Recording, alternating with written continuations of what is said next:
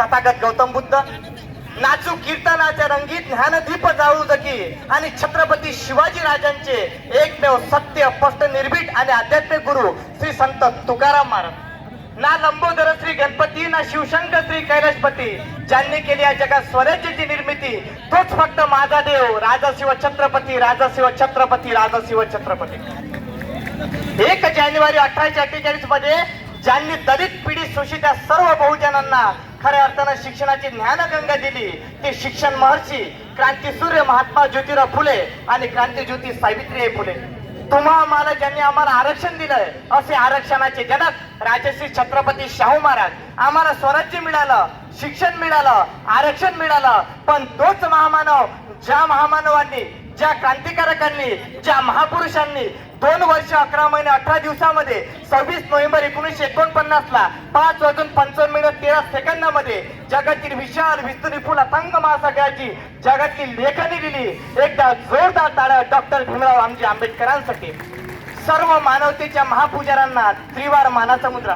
आता बरेच वेळा आम्ही सातारा, सांगली, कोल्हापूर आम्ही दादा तिकडे जात असतो. आज आम्हाला विचारलं जातं की बाबासाहेब आंबेडकरांनी संविधान लिहिलं का. आज आम्हाला सांगावंच वाटतं की बाबासाहेब आंबेडकरांनी संविधान लिहिलं की नाही हे आम्हाला माहित नाही, पण आमचा एक शायर खूप सुंदर म्हणतो. तो असा म्हणतो की मेरे भीम जी ने कलम उठाई तो भारत देश का संविधान लिख डाला. यहाँ पे बैठे सभी भीम सैनिक कि मेरे भीम जी ने कलम उठाई तो भारत का संविधान लिख डाला. इस संविधान की कीमत क्या बताओ यारो. एक चाय बेचने वाला आदमी बाबा साहेब ने प्रधानमंत्री बना दिया, बाबा साहेब ने प्रधानमंत्री दिला. एक खऱ्या अर्थानं ताकदच खऱ्या अर्थानं होती. अरे जेव्हा जंतर मंतरवर आमचं भारताचं संविधान जाळलं जातं तेव्हा हेच भीम सैनिक खऱ्या अर्थानं हाताची घडी आणि तोंडावर बोट ठेवला जातं. आणि असं जर याच्यानंतर जर संविधान सैनिकांचं खऱ्या अर्थानं आव्हान असेल किंवा असं एका ठिकाणी म्हटलं जातं की विनाशाची जर आमचे नाते जुळले असते तर आम्ही आमच्या घरात साप आणि वाघही पाडले असते. या पैकी भीम सैनिक हो की विनाशाची आमचे नाते जुळले असते तर आम्ही आमच्या घरात साप आणि वाघही पाळले असते. अरे चुकून आम्हाला महाकारुणिक तथागत गौतम बुद्धांची ओळख झाली, अन्यथा संविधान जाळणाऱ्याच्या बापाला सरसकट जाळलं असतं, सरसकट जाळलं असतं. ही ताकद आमच्या भीम सैनिकांना दिली. आज आम्हाला विचारलं जातं की संविधानाने काय दिलं. अरे हिंदू, मुस्लिम, शीख, ईसाई, बुद्ध, जैन जे काही आहे ते संविधानामुळे. आमच्या व्यासपीठावर कला, क्रीडा, शिक्षण, साहित्य, समाजकारण, राजकारण आहे ते संविधानावर आहे. इथं आमचं पोलीस प्रशासन सज्ज आहे ते संविधानामुळे आहे. एकदा जोरदार टाळ्या त्या बाबासाहेबांच्या संविधानासाठी.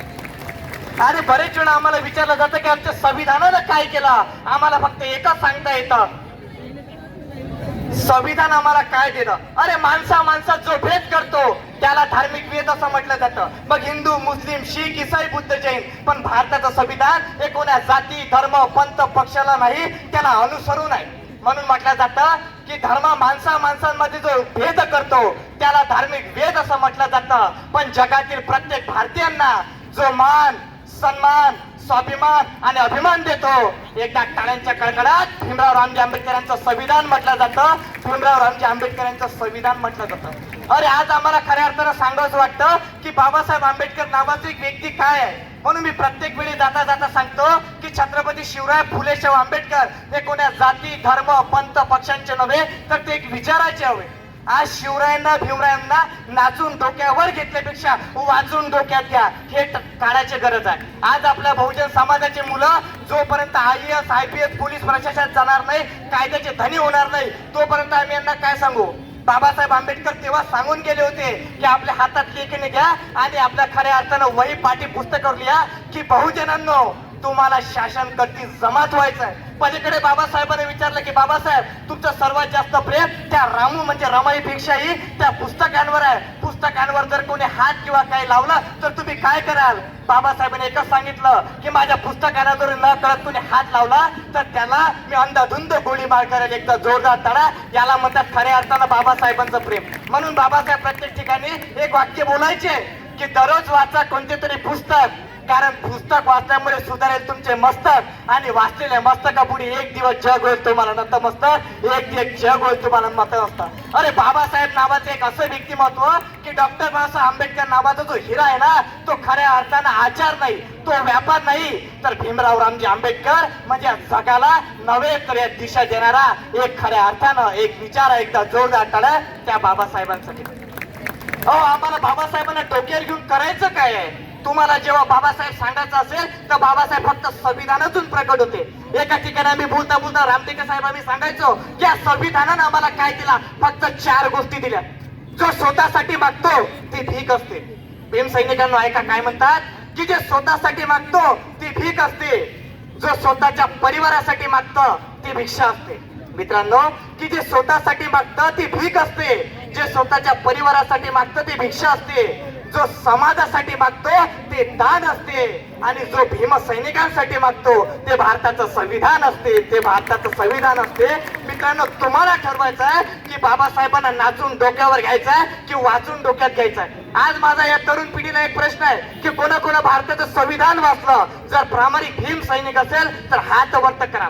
काय बाबासाहेबांना 395 कलमा काय, 8 भाग काय, 12 परिशिष्ट काय, कसं बाबासाहेबांना लिहिलं माहित नाही. आज बाबासाहेबांबद्दल आम्हाला इतिहास सांगता येत नाही. किती मोठी लाजिरवाणी आहे गोष्ट. मग आपला काय अधिकार हो की दुसऱ्या समाजाला, दुसऱ्या धर्माला, दुसऱ्या ताईला, दुसऱ्या दादाला म्हणण्याचं? अरे जोपर्यंत आपण संविधान वाचत नाही तोपर्यंत या जगाला न्याय देऊ शकत नाही. कारण बाबासाहेब आंबेडकर एका ठिकाणी वंदनीय राष्ट्रसंत तुकडोजी महाराज आम्हाला सांगून गेले की कावड्यामध्ये बाप दिसतो, गायीमध्ये आई दिसतो, दगडामध्ये देव दिसतो, पण माणसात माणूस का दिसत नाही? पण आम्ही माणसात माणूस नाही तर माणसात देव पाहिला, आणि त्या देवाचं नाव आहे भीमराव रामजी आंबेडकर. आज हे आम्हाला सांगावं लागतं की बाबासाहेब आंबेडकरांचे आमच्यावर किती उपकार आहे. बाबासाहेब आंबेडकरांचे आमच्यावर उपकारच नव्हे तर जोपर्यंत श्वास, ध्यास आणि या जगातला विश्वास आहे तोपर्यंत बाबासाहेब आंबेडकरांचं नाव कालही होतं, आजही आहे आणि उद्याही नाही. बरेच जण आम्हाला म्हटलं जातं की फक्त बाबासाहेब आंबेडकरांचं नाव काय एससीनच घ्याव, काय जयभीम वाल्यानच घ्याव. मला सांगण्यास आनंद वाटते, मी ओबीसी, अदर बॅकवर्ड क्लासेस, जातीना माळी, पण आज मला सांगायचं वाटते की बाबासाहेब आंबेडकर माझ्या डोक्यावर नाही तर डोक्यात आहे. पुढचं उदाहरण देतो, जर बाबासाहेब माझ्या डोक्यात जर नसेल तर तुम्ही वैभव निमकरच्या घरी बातकुलीला या. 3.5 लाख रुपयाची पुस्तकं माझे स्वतःच्या, त्याचं नाव राजगृह दिलेलं आहे. हे बाबासाहेबांची ताकद आज आम्ही समजते. आज आम्हाला सांगितलं जातं की बाबासाहेब एससीचे, बाबासाहेब बौद्धाचे. सर्वात आधी ठेका बाबासाहेबांनी या हिंदू धर्माला आणि ओबीसीला दिला. 340 पहिले ओबीसी, 341 एसटी आणि 320 नाव घ्यायला लाज वाटते. पण आज आनंद आम्हाला वाटतो की हा वैभव निमकर जर इथं उभा आहे ना, या भारतीय संविधानातील 340 अंतर्गत उभा आहे. एकदा जोरदार टाळ्या त्या बाबासाहेबांसाठी. बरेच वेळा आम्ही म्हणतो की जय भीम घ्या, जय भीम घ्या, जय भीम घ्या. आजच आमची एससी एसटी ओबीसी बांधव काय म्हणतात, वैद्य दादा जय भीम म्हटलं की लाज वाटते. नितीन भाऊ म्हणते ना, जय भीम म्हटलं की आम्हाला लाज वाटते. जर तुम्हाला लाज वाटत असेल जय भीमची तर समोरचं एक वाक्य तुम्हाला सांगतो की शान करने वाले की कभी शान नहीं जाती, जान देने वाले की कभी जान नहीं जाती. वैद्य सर थोडं, ज्या माय माऊलीनं मला जन्म दिला ती या जगाचा निरोप घेऊन गेला. आणि नितीन दादा काळेंचा फोन आला, रामटेके ताईंचा फोन आले, सर्व भीमा मित्र मंडळाचा फोन आला की सर आम्हाला वाईट वाटतं की ज्या जगतजेने माय माऊलीनं तुम्हाला जन्म दिला ती सोडून गेली, पण एक आमचं भीक मागतो की तुम्हाला बाबासाहेब आंबेडकरांसाठी यायचं आहे. मी म्हटलं जे झालं ते सोडून द्या, कारण की मला आठवते की ज्या रमाईला शेवटचा प्रवास सुरू होता आणि भीमराव रामजी आंबेडकर जीवनात आणि जगण्यात 2च वेळा रडले. एक राजरत्न असताना 1 एप्रिल 1965 लंडन ऑफ इकॉनॉमिक्सला बाबासाहेब माता रमाई जात होते, तेव्हा रामोईला पाहून रडत होते. पण तेव्हा रमाईला काय सांगितलं हे मला तुम्हाला सांगायचं. रमाई म्हणते, अहो भीमराव रामजी आंबेडकर, तुम्ही विशाल विस्तृत विपुल अथांग महासागराचा तर आहे. तुम्ही चांगल्या दलित पिढी शोषितांचे विद्वत्ता आहे. बाबासाहेब तुम्ही रडू नका. बाबासाहेब म्हणतात की रामू तू सोडून जाऊ नकोस. रामू म्हणते बाबासाहेबांना बायको कसंही असावी आणि आई कशी असावी ते मला उत्तम उत्तर आहे. रामू म्हणते की बाबासाहेब माझा प्रवास संपलेला आहे, काय म्हणते रमाई की बाबासाहेब माझा फक्त प्रवास संपलेला आहे, पण भीमरावांचा रमाईचा सहवास संपलेला नाही. भीमराव आणि रमाईचा सहवास संपलेला आहे. मला असं वाटतं की जोपर्यंत खऱ्या अर्थानं प्रेम करत नाही तोपर्यंत आम्ही काय करत नाही. गाडगे महाराज समजत नाही आम्हाला. गाडगे महाराज तुकडोजी महाराजांनी तेव्हा सांगितलं की माणूस म्हणून जन्मलाय, माणूस म्हणूनच जगायचे आहे, माणसांच्या हक्कासाठी काही क्षण त्यागायचे आहे. मी ज्ञानवंत वंतांचा धनी इथे बसलेल्या गोरगरिबांच्या झोपडीत माझा दीप उजळायचा. आतापर्यंत शिवचरित्रातून आम्ही 3च गोष्टी शिकलो सर, की गोठ्यातली गाय, अंगणातील तुळस आणि घरातली बाय. पण याच्यानंतर पण समजलं की भीम आमचा बापही होता आणि खऱ्या अर्थानं या सर्व जगाचा सुद्धा बाबाच आहे. आणि जाताना जर जय भीम मनाला लाज वाटत असेल तरी फक्त शेर सांगतो आणि माझ्या ओघवत्या भाषणाला 2 मिनिटात विराम देतो की शान करने वाले की कभी शान नहीं जाती, जान देने वाले की कभी जान नहीं जाती. यहाँ पे बैठे सभी भारत के नौजवानों की शान करने वाले की कभी शान नहीं जाती, जान देने वाले की कभी जान नहीं जाते. अरे तमन्ना हो सरपुरुष की तो आन नहीं जाते, किसी की पहचान नहीं जाती, कभी किसी की पहचान नहीं जाती. आणि एक शेवटचा शेर आणि थांबवतो की फुले शाहू आंबेडकरांनी आम्हाला काय दिलं. नितीन दादा काळे आज आम्हाला सांगायचं आहे की छत्रपती शिवरायांनी शिकवला तलवारीचा घाव आहे, महात्मा ज्योतिराव फुलेंनी शिकवला शिक्षणाचा प्रभाव आहे. या पैकी भीम सैनिक हो की छत्रपती शिवरायांनी शिकवला तलवारीचा घाव आहे, क्रांती सूर्य महात्मा ज्योतिराव फुलेंनी शिकवला शिक्षणाचा प्रभाव आहे, राजर्षी छत्रपती शाहू महाराजांनी शिकवला आखाड्यातील जीभमधला डाव आहे. पण माझ्या भीमराव रामजी आंबेडकरांनी शिकवला प्रेम समता बंधू भाव आहे, प्रेम समता बंधू भाव आहे. बोल छत्रपती शिवाजी महाराज की, क्रांतीसूर्य महात्मा ज्योतिराव फुलेंचा, राजर्षी छत्रपती शाहू महाराजांचा, डॉक्टर बाबासाहेब आंबेडकरांचा.